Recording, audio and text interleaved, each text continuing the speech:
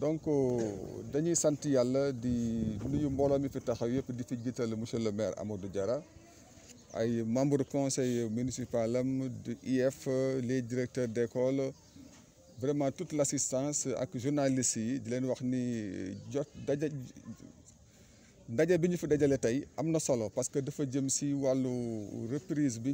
ñu programmé le 2 juin léegi monsieur le maire Amadou Diarra si xarañam si wàllu éducation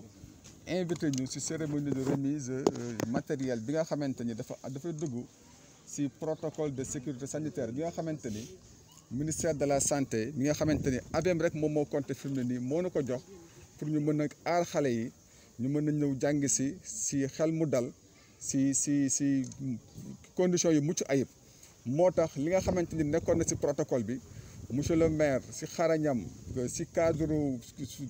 comment dire contexte bu difficile bi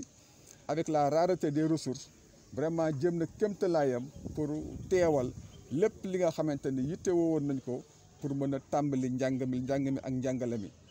ba tax na bi mu ko limee véritablement xel yi dal na ñu bëggoon tamit profité dalal xelu waajur yi ndax ñun ñu dénk mooy ñu gën a fonk mais ñun ñi nga xamante ni ñu leen ko dénk ñun ñu responsable lañu dinañ jëm suñu kéemtalaay ba véritablement mbas mi nga xamante ni dafay dugg ñu ñaan yàlla mu génn fii lu mu gën a gaawee ñun ñëpp ñu mucc xale yi mucc si jàngalekat yi mucc si la véritablement toute la communauté éducative mucc si.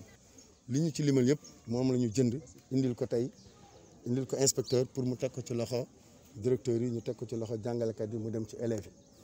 yi loolu nag dafa am ay gel ñetti façon ba ñeent yu am vapeur yu 300 millilitres yu 500 millilitres ak yu gel poche yi am na ay eau de javel am na savon am na ay serpillière am na lave-mains am na ay masque am na ay masque pour xale ak masque pour mag ñi pour personnel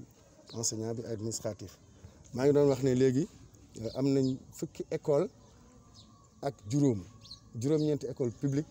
ak juróom-benn école privée suñu biir commune loolu moo nekk suñu compétence ñu war ko gérer muy école CM2 yi xale yi def CFE. beneen bi nga xamante ne am nañ ko mooy classe yi ci nekk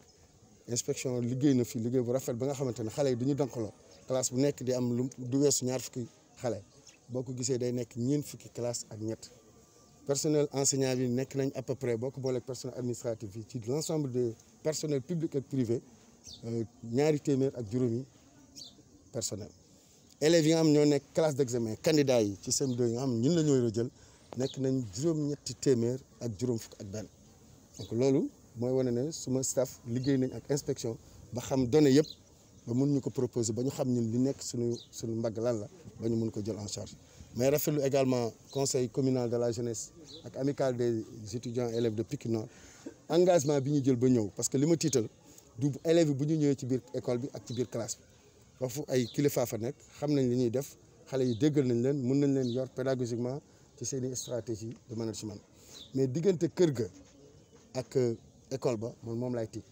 foofu nag askan yëpp ci war a jàpp comme ni ci étudiants yi ak conseil communal jeté parents yi tamit nañuy def système ci ñaari weer rek ñu jëm ci examen ñu xam ne ci crise particulière lañ nekk soo amee sax kuy gunge xale yi ba ñu yegg nga dem ñibbi su heure bi jegesee nga fexe ba bu génne école bi nga teg ko ci loxo yi wóor yóbbu ko